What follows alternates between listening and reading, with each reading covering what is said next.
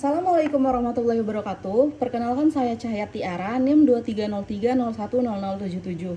Pada kesempatan kali ini saya akan mempresentasikan proposal penelitian yang telah saya lakukan tentang judul penelitian. Pada proposal penelitian tersebut saya mengambil judul analisis bentuk-bentuk gaya bahasa sindiran warganet pada kolom komentar media sosial TikTok akun Putri Padang. Nah, yang pertama tentang latar belakang saya mengambil judul penelitian ini, itu didasari karena perkembangan media sosial yang telah menjadikan masyarakat lebih mudah berkomunikasi dan menyampaikan pendapat pada zaman sekarang. Nah, dalam interaksi tersebut, warganet itu seringkali menggunakan gaya bahasa sindiran sebagai bentuk kritik, tanggapan, atau penilaian terhadap suatu fenomena. Nah, fenomena penggunaan gaya bahasa sindiran tersebut juga banyak ditemukan pada kolom komentar media sosial TikTok yang menjadi ruang interaksi penggunaan secara langsung. Nah, salah satu akun TikTok yang memiliki interaksi komentar tinggi itu adalah akun Putri Padang. Berdasarkan pengamatan awal, kolom komentar pada akun tersebut itu memuat berbagai bentuk gaya bahasa sindiran yang menarik untuk dikaji dari perspektif stilistika. Meskipun penelitian mengenai gaya bahasa sindiran di media sosial telah banyak dilakukan, namun penelitian yang secara khusus mengkaji bentuk-bentuk gaya bahasa sindiran pada kolom komentar akun media sosial TikTok Putri Padang itu masih terbatas. Oleh karena itu, penelitian ini bertujuan mendeskripsikan bentuk-bentuk gaya bahasa sindiran warganet pada kolom komentar media sosial TikTok akun Putri Padang. Berdasarkan latar belakang tersebut, maka rumusan masalah pada penelitian ini itu adalah bagaimanakah bentuk-bentuk gaya bahasa sindiran yang digunakan warganet pada kolom komentar media sosial TikTok akun Putri Padang. Nah, tujuan penelitiannya untuk mendeskripsikan bentuk-bentuk gaya bahasa sindiran warganet pada media sosial TikTok akun Putri Padang di kolom komentarnya. Nah, untuk fokus penelitian, sebelumnya maaf, penelitian ini tuh berfokus pada bentuk-bentuk gaya bahasa sindiran. Nah, gaya bahasa sindirannya itu diambil dari teorinya Kraft tahun 2009. Selanjutnya ada manfaat penelitian. Manfaat penelitian itu ada dua tentunya. Yang pertama itu ada manfaat teoritis dan manfaat praktis. Manfaat teoritis itu bertujuan menambah wawasan dan pengetahuan dalam bidang linguistik, khususnya kajian stilistika. Sedangkan manfaat praktis itu memberikan manfaat bagi peneliti, pembaca, mahasiswa atau peneliti selanjutnya, serta masyarakat pengguna media sosial.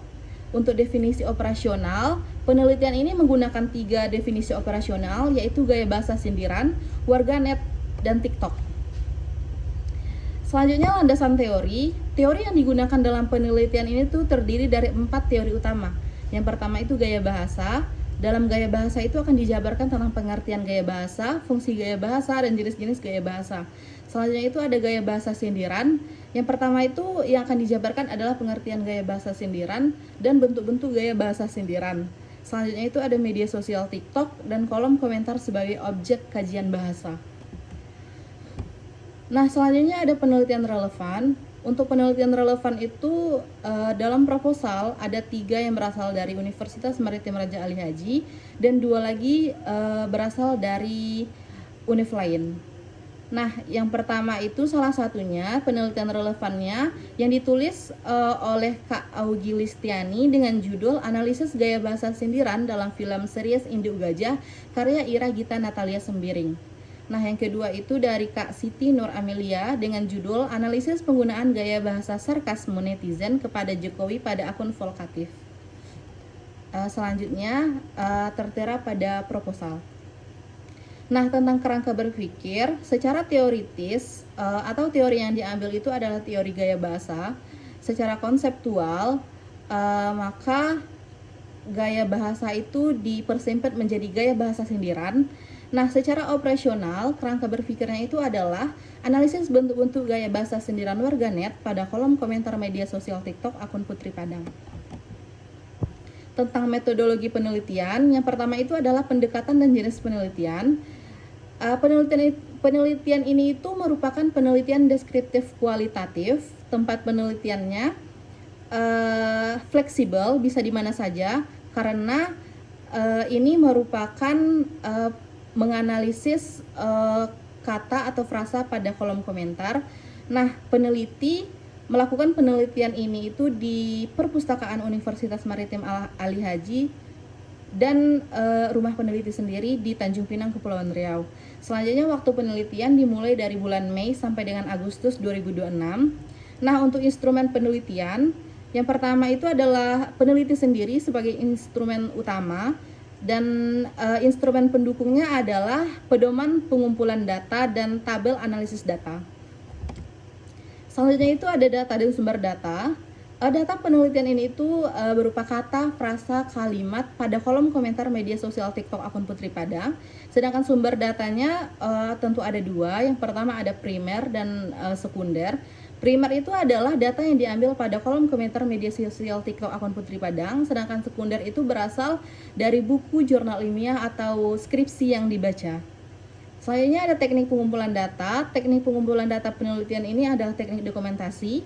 Teknik analisis datanya 3. Ini berdasarkan teori Sugiono 2019. Yang pertama itu ada reduksi data, ada penyajian data, dan verifikasi. Nah, selanjutnya ada uji keabsahan data, yaitu melalui ketekunan pengamatan dan triangulasi teori. Nah, selanjutnya ada bagian hasil dan pembahasan. Di sini saya akan menjelaskan beberapa saja. Untuk lebih lengkapnya sudah dipaparkan pada proposal. Yang pertama, jenis atau bentuk ironi. Data yang diperoleh itu ih cantik kalau nggak dilihat. Nah, itu adalah salah satu komentar pada media sosial TikTok akun Putri Padang. Nah, komentar ini termasuk gaya bahasa ironi karena diawali dengan ungkapan yang tampak sebagai pujian, tetapi makna sebenarnya justru menyindir bahwa objek itu tidak cantik. Selanjutnya ada sinisme. Nah, data yang diperoleh itu katanya gajinya mencapai 20 juta. Kok ngitungnya cuma 27 lembar? Nah, komentar ini termasuk sinisme karena penutur secara langsung menunjukkan keraguan terhadap informasi yang disampaikan tanpa menggunakan kata-kata yang kasar. Selanjutnya ada sarkasme. Data yang diperoleh itu sumpah kayak anak spesial jir. Nah, komentar ini termasuk sarkasme karena menggunakan ungkapan kasar secara langsung yang bernada menghina. Selanjutnya itu ada bentuk satire. Contoh data yang diperoleh itu, please sembunyiin input dari Kanet.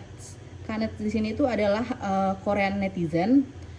Komentar ini termasuk satire karena menyampaikan kritik melalui ungkapan yang mengandung humor mengenai kemungkinan reaksi warganet Korea terhadap konten tersebut. Nah, yang terakhir itu adalah innuende. Data yang diperoleh itu semua orang memang punya daya tarik tersendiri, tapi apa daya tarik input-input ini?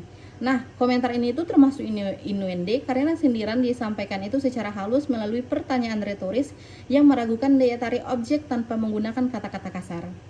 Nah, sampai di sini presentasi proposal penelitian yang dapat saya sampaikan. Mohon maaf jika ada kesalahan atau pengucapan kata yang berbelit.